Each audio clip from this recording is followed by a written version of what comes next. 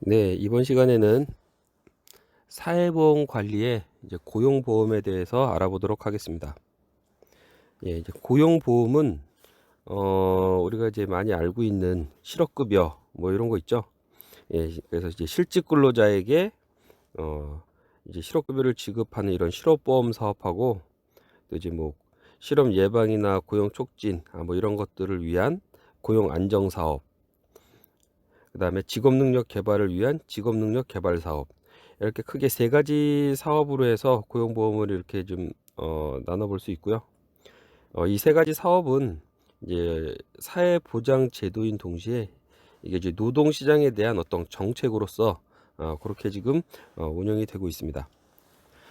그러면 이제 방금 말씀드린 그 세 가지에 대해서 한번 알아보겠습니다. 네, 뭐 첫 번째로 이제 고용 안정 사업은, 예, 근로자를 해고시키지 않고 고용을 늘리는 사업주에게 수요 비용을 지원함으로써 이제 고용 안정을 유지하는 이제 그러한 사업을 이제 고용 안정 사업이라고 하고요. 직업 능력 개발 사업은 근로자의 직업 능력 개발을 위한 어떤 직업 능력 훈련을 실시하는 그 사업주 근로자에게 일정 비용을 지원하는 그러한 사업이 되겠습니다.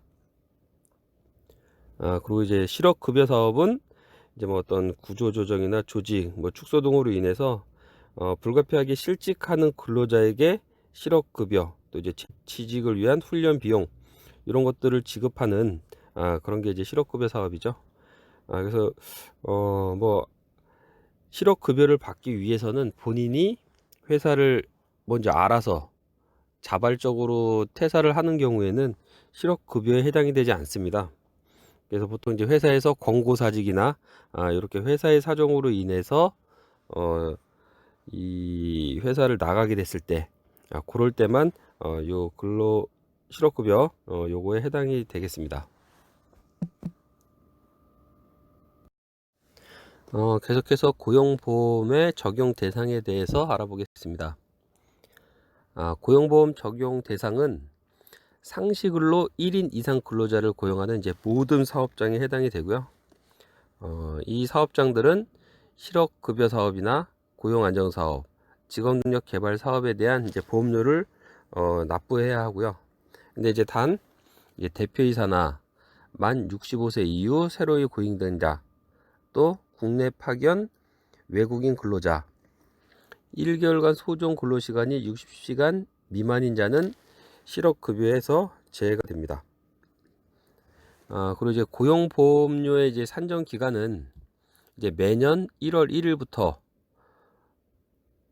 12월 31일까지고요. 이제 이거는 그 1년에 다 이제 근무일이 충족이 됐을 때 해당이 되는 거고, 이제 그 중간에 입사를 하게 됐을 때는 그 보험관계 성립일부터 이제 사업 폐지나 어떤 종료일까지가 고용보험료의 산정 기간이 되겠습니다. 계속해서 고용보험료율에 대해서 한번 알아보겠습니다. 고용보험료는 사업주가 이제 전년도 소득을 기준으로 이제 산정한 보험료를 이제 매년 이제 이렇게 납부를 하게 되는데요. 일단 보험료는 이제 그 사업주하고 근로자가 이제 각각 나눠서 내게 됩니다. 이제 즉 이제 고용 안정 및 직업 개발 사업에 대한 보험료는 이제 사업주가 전액 부담을 하고, 실업보험에 대해서는 이제 사업주하고 근로자가 각각 50%씩 이렇게 부담을 합니다. 그래서 그 50% 부담은 사업주가 이제 매월 임금 지급 시에 원청 징수해서 이제 납부를 하게 되고요. 우리가 이제 고용보험료는 이제 월 평균 보수 월액에 고용보험료율을 곱해서 산정을 하게 됩니다. 2020년 지금 올해 고용보험료율은 근로자 부담이 실업급여만 해당됐을 때 이제 0.8%고요. 사업주는 150민 미만이라고 가정했을 때 1.05%가 되겠습니다. 그다음에 근로자를 새로이 고용하거나 어떤 이제 고용 관계가 종료됐을 경우에는 그 다음 달 15일까지 신고를 해야 하고요. 근로자의 전보, 뭐 휴직, 변경 이런 이제 사유가 발생했을 경우에는 14일 이내에 고용정보 신고를 해야 됩니다. 다음은 산업재해 보상보험에 대해서 알아보겠습니다. 일단 먼저 성격인데요. 산재보험은 근로자에게 확실한 생활을 보장하기 위하여 국가가 책임을 지는 의무보험이라고 할 수 있고요. 역사적으로 봤을 때는 사용자의 근로자에 대한 근로기준법상 형사책임과 보상책임을 담보하기 위한 제도고, 이제 국가가 산업재해보상보호법상 적용되는 모든 사업주로부터 소정의 이제 보험료를 징수해서 근로자에게 보상을 해주는 우리나라 최초의 사회보험이라고 할 수 있습니다. 일단 산재보험은 기본적으로 자진신고, 자진납부를 원칙으로 하고 있고요. 어떤 사업주의 이제 고의나 어떤 이제 과실의 유무를 떠나서 이제 업무상 재해에 대해서는 이제 사용자에게 무과실의 책임을 부과하는 그런 보험이 되겠습니다. 계속해서 산재보험의 적용과 가입 대상에 대해서 알아보겠습니다. 산재보험의 적용 대상은 상시근로자 1인 이상 사용하는 모든 사업장이며, 적용 단위는 이제 뭐 사업이나 또는 사업장이 이제 되겠고요. 지금 이 산재보험 같은 경우는 그 어떤 이제 사업주의 의사와는 관계없이 자동적으로 이 보험 관계가 성립하는 그런 성격이 되겠습니다. 다음은 사업장의 산재보험 성립과 신고에 대해서 알아보겠습니다. 산재보험의 보험관계 성립은 그 산업재해보상보험법상의 권리 의무 관계가 이루어지는 것을 이제 말하는데요.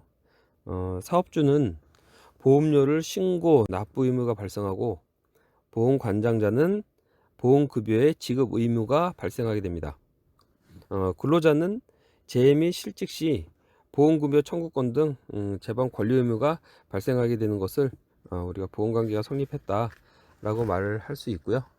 이 보험관계 성립일은 당해 사업이 개시된 날 또는 그 일정 규모 이상의 사업에 해당되게 된 날을 보험관계 성립일로 보고 있습니다. 다음은 산재보험 적용 근로자에 대해서 한번 알아보도록 하겠습니다. 먼저 근로자의 개념인데요. 보험 관계에 있어서는 그 법률, 이제 뭐 규율 목적에 따라 이제 정의가 다르긴 한데, 이 어떤 보험이냐에 따라서 근로자를 근로기준법상에 나와 규정된 어떤 근로자에 대한 개념, 아니면 노동조합법에 나와 있는 개념, 아니면 직업훈련기본법에 나와 있는 이제 뭐 근로자의 개념, 이것들에 대한 것들을 적용하는 게 조금씩 다 다릅니다. 근데 이제 이 산업재해보상보험법에서는 이제 근로기준법에 규정된 근로자를 대상으로 이제 하고요.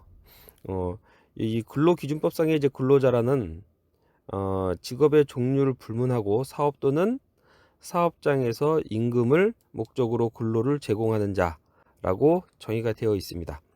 그래서 지금 저희가 지금 배우고 있는 산재보험에서의 근로자는 근로기준법상에 정의되어 있는 근로자라고 할 수가 있겠습니다. 그러면 이제 상시 근로자 수 산정에 대해서 한번 알아보겠습니다. 이 산재보험의 그 적용 대상이 상시 근로자 1인 이상 사용하는 모든 사업장에 대해서 적용이 된다고 이렇게 그 되어 있는데요. 그러면 이제 상시 근로자 1인 이상이라는 그 사업이 이제 어떤 사업인지, 그걸 어떻게 이제 산정하는지, 이제 그거에 대한 내용이 되겠습니다. 상시 1인 이상 근로자를 사용하는 사업은 그 가동 기간이 30일 이상이냐 30일 미만이냐에 따라서 약간 그 내용이 약간 다른데요. 일단 가동 기간이 30일 이상인 경우에는 당해 사업 개시일 이후 근로자 수가 최초 1인 이상 된 날부터 당해 사업의 가동 기간 30일 동안 사용한 연 인원을 30으로 나누어 평균 1인 이상이 되는 사업을 우리가 그 상시 1인 이상 근로자를 사용하는 사업이다 라고 이렇게 할 수 있습니다. 계속해서 상시 1인 이상 근로자를 사용하는 사업이 이제 가동기간이 30일 미만일 경우를 한번 보겠습니다. 30일 미만일 경우에는 당해 사업의 사업 개시일로부터 가동기간 동안 사용한 연 인원을 그 총 가동일로 나누어서 이렇게 산정을 하게 되겠습니다. 그 여기서 말하는 그 상시 근로자는 이제 뭐 상용, 일용 뭐 이런 고용 형태를 불문하고 사실상 고용된 모든 근로자를 상시 근로자라고 하고 있습니다. 다음은 산재보험의 보험 가입자에 대해서 알아보겠습니다. 보험 가입자는 상시 1인 이상의 근로자를 사용하는 사업의 사업주가 되겠고요. 법인은 법인 그 자체가 되겠고, 개인 사업체는 자연인인 대표자가 보험 가입자가 되겠습니다. 이제 건설업 등 수차의 이제 도급 사업의 이제 보험 가입자는 원칙적으로는 원수급인이 이제 보험 가입자인데, 원수급인이 서명 계약을 통해서 보험료 납부를 인수인계를 하는 경우에는 근로복지공단의 승인을 얻어서 하수인에 대해 보험관계가 적용하도록 할 수 있겠습니다. 계속해서 산재보험료의 산정기간 및 보수 총액의 산정에 대해서 알아보겠습니다. 이제 산재보험료 이제 산정기간은 매년 1월 1일부터 12월 31일까지로 이렇게 계산을 하고요. 이거는 이제 1년 안에 다 이제 근무일수가 있을 경우이고, 중간에 들어오거나 나갔을 때 또는 이제 사업이 없어졌을 때는 이제 보험관계 성립일부터 사업 폐지 종료일까지가 이제 산정 기간이 되겠습니다. 여기서 이제 보수 총액의 산정은 사업주가 이제 근로의 어떤 대상으로 이제 근로자에게 그 임금, 봉금, 뭐 이제 어떤 명칭이든 지급하는 일체의 금품을 말을 하고요. 이거는 그리고 이제 소득세법상에 비과세 소득을 제외한 금액을 이제 보수 총액으로 이제 산정을 하고 있습니다. 산재보험료의 계산은 이제 월 평균 보수 월액에 업종별 보험료율을 곱해서 산재보험료를 계산을 하고 있습니다. 이제 이 챕터가 이제 산재보험료의 이제 산정 기간 및 보수 총액의 산정인데, 갑자기 이제 직업병이라는 얘기가 지금 교재에 나왔죠. 네, 일단 뭐 나왔으니까 한번 보면은 이제 직업병 많이 들어보셨을 거예요. 이제 어떤 근로자가 특정 직무에서 장기간 근무함으로써 발생하는 질병으로 이제 주로 작업장의 어떤 유해 어떤 물질에 기인되는 것뿐만 아니라 어떤 정신적이라든가 육체적 노동에 관련된 그런 질병들도 다 포함해서 이제 직업병이라고 이렇게 얘기를 하고 있습니다. 근데 이제 마지막으로 고용보험 및 산업재해 보상보험료에 관한 이제 개정 사항에 대해서 한번 알아보겠습니다. 이건 이제 2011년 1월 이후 적용된 내용이고요. 이제 주요 내용 이제 한 5가지에 대해서만 여기 이제 교재에 나와 있는 것만 한번 알아보도록 하겠습니다. 일단 이제 보험료 부과 기준은 변경 전에는 임금 총액이었는데 변경 후에는 개인별 보수 총액의 합계로, 또 보험료 납부는 변경 전에는 일시납, 분기납 뭐 이런 식으로 됐었던 것을 변경 후에는 월납으로, 그다음에 보험료 신고는 변경 전에는 이제 3월 31일까지 계산 확정 신고를 했었는데 변경 후에는 3월 15일까지 보수 총액을 신고하는 거로, 그다음에 이제 고용 정보 신고는 변경 전에는 없었습니다. 근데 그 변경 후에는 고용 정보를 신고를 하게 돼 있고요. 고지서 발행은 변경 전에는 근로복지공단에서, 이제 변경 후에는 국민건강보험공단에서 하는 거로 이렇게 개정이 되었습니다. 네, 지금부터는 이제 또 챕터가 바뀌어서 소득세와 연말 정산에 대해서 이제 한번 알아보도록 하겠습니다. 이제 먼저 이제 소득세에 대한 이제 기초 개념부터 한번 살펴보고 넘어가겠습니다. 일단 이제 소득세에 대한 이제 정의인데요. 이제 개인의 소득을 과세 대상으로 해서 부과하는 이제 국세라고 할 수 있고요. 이제 소득 금액을 과세 표준으로 하는 이제 조세로서 이제 납세자와 이제 담세자가 일치해서 이제 직접세에 해당합니다. 또한 이제 소득세는 개인별로 과세하는 것을 원칙으로 하고 있고요. 소득세는 이제 거주자의 과세소득은 종합 과세소득 6가지와 분류 과세소득 2가지로 이렇게 구분을 하고 있습니다. 그럼 이제 여기서 종합 과세소득에 대해서 보면 종합 과세소득은 금융소득과 사업성 있는 소득, 그 외 종합소득 이렇게 지금 이제 구분이 할 수 있고요. 이제 금융소득은 이자소득, 분리과세 이자소득은 제외되고요. 그다음에 이제 배당소득, 분리과세 배당소득은 제외됩니다. 이렇게 2가지를 금융소득이라고 하고 있습니다. 계속해서 종합과세소득 중에 사업성 있는 소득은 사업소득이 되겠고요. 그거는 이제 부동산 임대 소득을 포함한 것을 얘기를 하고 있습니다. 이제 그 외 종합소득으로는 근로소득, 일용 근로소득은 이제 제외가 되고요. 연금소득, 여기서 이제 분리과세 연금소득은 제외가 됩니다. 그 다음에 기타소득, 여기서도 분리과세 기타소득은 제외가 됩니다.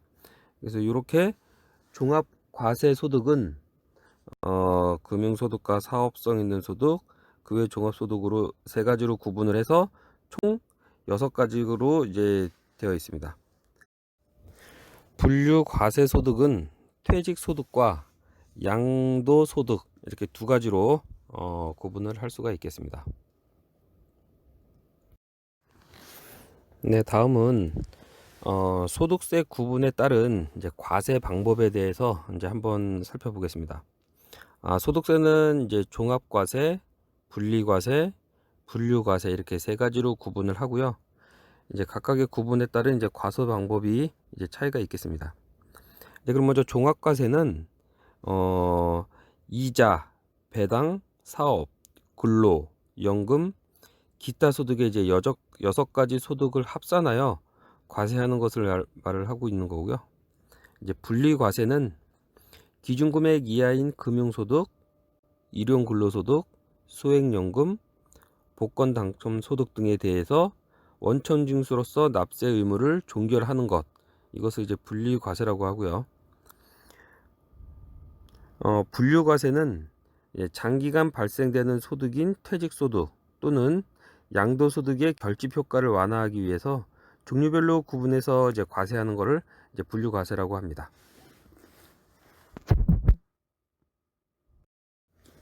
다음은 신고 납세 제도에 대해서 알아보겠습니다.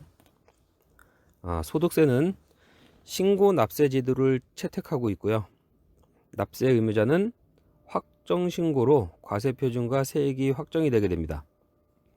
즉 납세 의무자는 이제 과세 기간에 이제 다음 연도 5월 1일부터 5월 31일까지 과세 표준 확정 신고를 함으로써 이제 소득세가 확정이 되고 여기서 정부의 결정은 이제 원칙적으로 이제 필요하지 않게 됩니다.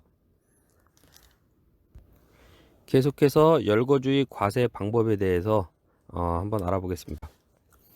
일단 이제 보통 이제 소득이라고 우리가 얘기하는 거는 특정 경제 주체가 일정 기간에 얻은 경제적 이익, 이걸 소득이라고 얘기하고 있는데요.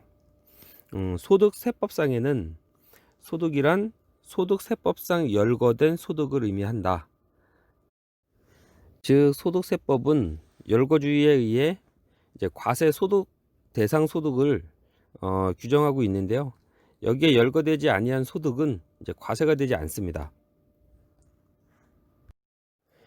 다음은 인적 공제, 누진 과세에 대해서 알아보겠습니다. 이 소득세법은 개인에게 과세가 되는 것이죠. 그래서 어떤 개인의 인적 사항이 다르면 그 부담 능력도 다르다는 것을 고려해서 과세를 이렇게 채택하고 있습니다. 또한 이제 개인의 세금 부담 능력 이런 거는 소득 증가에 비례하여 누진적으로 증가하기 때문에 소득세법은 누진 과세를 채택하고 있다라고 이렇게 할 수 있습니다. 다음은 이제 원천 징수인데요. 아마 많이 들어보셨을 거예요. 원천 징수란 소득을 지급하는 자가 지급받는 자의 조세를 징수해서 정부에 납부하는 제도. 예, 이게 지금 원천 징수라고 얘기하죠. 그러니까 우리가 급여를 받을 때 아예 세금을 회사에서 다 띄워놓고 나머지 부분만 이제 급여로 나오고 그 세금은 이제 회사에서 이제 국가에 이제 납부하는 이제 그런 제도가 되고요. 요 원천 징수를 했다고 해서 납세가 이제 끝나는 수도 있고 안 끝날 수도 있는데 이제 그게 이제 예납적 원천 징수냐 완납적 원천 징수냐에 따라서 이렇게 구분을 좀 할 수가 있습니다. 먼저 예납적 원천 징수를 이렇게 보시면 일단 우리가 일반적으로 지금 회 직장에서 연말 정산을 하거나 뭐 이렇게 하는 부분들이 다 이 예납적 원천 징수에 해당되는 거고요. 자, 이거는 소급을 지급하는 시점에 원천 징수를 하되 이제 추후에 이제 납세 의무를 확정할 때 이를 다시 정산하는 이제 방법을 말합니다. 그러니까 이제 매월 급여 지급할 때 세금을 다 원천 징수해서 내고 이제 연말에 근로자 연말 정산 때 만약에 세금 낸 게 초과가 됐으면 이제 그 부분을 이제 환급을 받고 만약에 덜 냈으면 그 부분에 대해서 다시 더 추가로 내야 되는 이제 그런 방법의 예납적 원천 징수가 되겠습니다. 계속해서 완납적 원천 징수에 대해서 한번 알아보겠습니다. 완납적 원천 징수란 별도의 확정 신고 없이 당의 소득에 대해 납세 의무가 종결되는 이제 그런 원천 징수를 완납적 원천 징수라고 이제 얘기를 하고요. 분리과세 대상 소득의 경우에 이제 이런 완납적 원천 징수에 해당이 되겠습니다. 그럼 이제 원천 징수 대상 소득이 어떤 게 있는지 한번 보시면 이자 소득, 배당 소득, 특정 사업 소득, 근로소득, 연금 소득, 기타 소득, 퇴직 소득 이런 게 이제 원천 징수 대상제 소득이 되겠고요.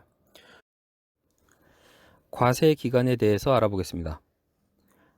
개인의 과세 대상 소득과 세금을 계산할 때 언제부터 언제까지 벌어들인 소득에 대해서 세금을 부과할 건지 이거에 대해서 정해야 되겠죠. 이렇게 이제 과세 대상 소득과 세금을 계산하는 이제 기초가 되는 그 단위를 이제 과세 기간이라고 하고요. 이제 소득세법상 과세 기간은 매년 1월 1일부터 12월 31일까지고 납세 의무자가 사망 시에는 1월 1일부터 사망일까지가 과세 기간이 되겠습니다. 그럼 이제 납세 의무자에 대해서 이제 알아보겠는데요. 납세 의무자는 이제 자연인이 이제 개인에 한정이 되고요. 근데 이제 다만 법인격이 없는 이제 사단이나 재단, 기타 단체 중에서 국세기본법의 이제 규정에 의해서 법인으로 보는 단체 외에, 그러니까 법인까지는 개인에게 납세 의무가 있는 게 아니고요. 이제 국세기본법의 규정에 의해서 법인으로 보는 단체 외에 이제 사단, 재단, 기타 단체는 이제 그 단체를 이제 개인으로 봐서 이제 소득세를 납부하는 납세 의무자가 됩니다. 그럼 납세 의무자는 이제 구분을 나누자면 거주자와 비거주자로 이렇게 나눌 수가 있고요. 이제 거주자는 이제 무제한 납세 의무자라고 하고 비거주자는 제한 납세 의무자라고 합니다. 자, 그래서 그 내용을 보시면 거주자는 국내에 주소를 두거나 183일 이상 거소를 둔 개인을 거주자라 하며 국내외 원천 소득에 대하여 소득세를 과세한다. 이렇게 나와 있습니다. 계속해서 납세 의무자 중에 이제 비거주자에 해당되는 부분인데요. 비거주자는 거주자가 아닌 자를 비거주자라 하며 비거주자에 대하여는 국내 원천 소득에 대해서만 소득세를 과세한다 라고 나와 있습니다. 다음은 이제 납세지에 대해서 알아볼 건데요. 납세지는 납세 의무자가 세법에 의한 의무를 이행하고 권리를 행사하는 기준이 되는 이제 장소를 얘기하는 거고요. 관할 세무서를 정하는 이제 기준이 되는 장소를 말합니다. 소득세법상 원청 징수하는 소득세의 납세 의무지는 사업장이 되겠습니다.